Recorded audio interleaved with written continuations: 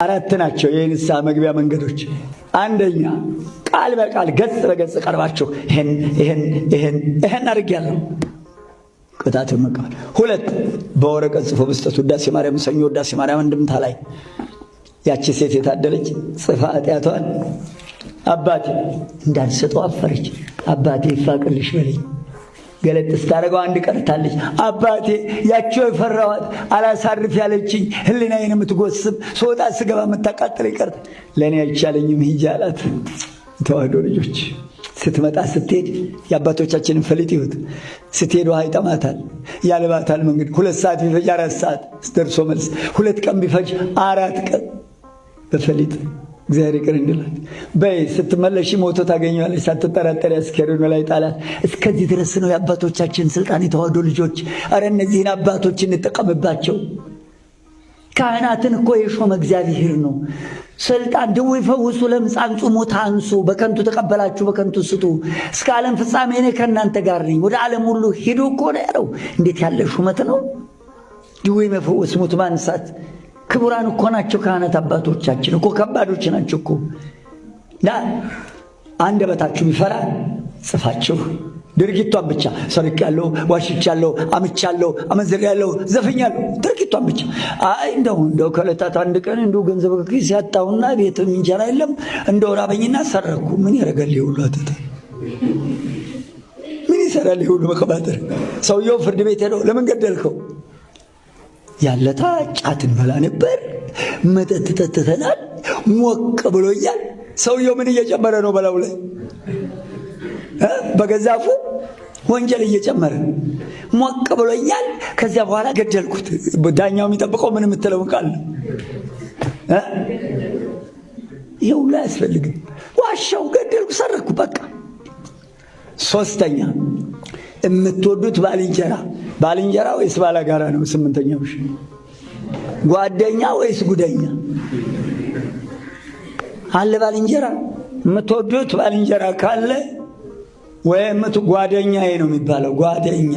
ጓደኛ ደግሞ ጓዳ ውስጥ ያለ ምስጢር፣ ቅቤው፣ ሽሮ፣ ጩኮ፣ አቤት ዳቦ፣ ውርጎ ወይ እና ወይዘሮ ስንዱን ከኔለሽ የቀመሙት ድቁሱ ሚጥሚጣው ባረ ስንቱ ጓደኛ የሚስጥሬ ገበናዬ ማለት ነው።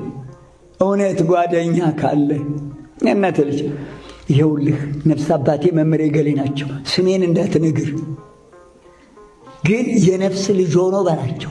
እርሶን ለማየት ፈርቶ አብሮ ስለኖረ አቤት ይህን ኃጢአት እንዴት ይሰራል ብለው ይታዘቡኛል ብሎ እኔን ልኮኛል። ግን እንዲህ የምትልኩት ወንደኛ አለ?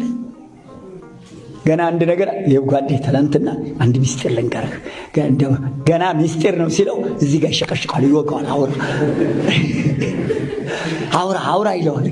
ገና ሳይጨርስ የእናቴ ልጅ እውነተኛ ጓደኛ ካለህ ይኸውልህ ይህን ሰርቻለሁ ጻፍና ስጠው።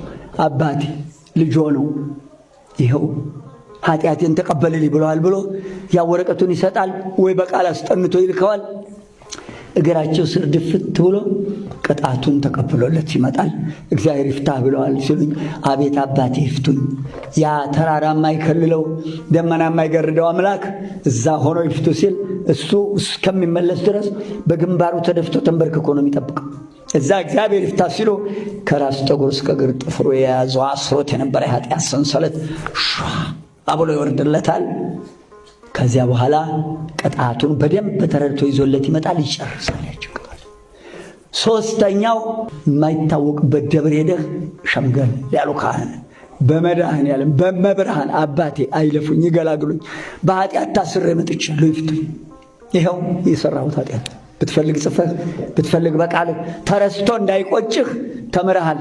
ጽፈህ ብትሄድ ጥሩ ከመመላለስ ጻፍ አድርገህ ውዳሴ ማርያም ውስጥ እዛች ጸሎት ውስጥ አድርገህ ይኸው አባቴ ገላግሉኝ። ያውቃሉ አባቶቻችን የተዋሉት። ያዕቆብ ስንት ምዕራፍ ነው? 5 ምዕራፍ መሰለኝ። ያዕቆብ ለወንድምህ ኃጢአትን ለምትወደው ባልንጀራህ ንገር ይላል።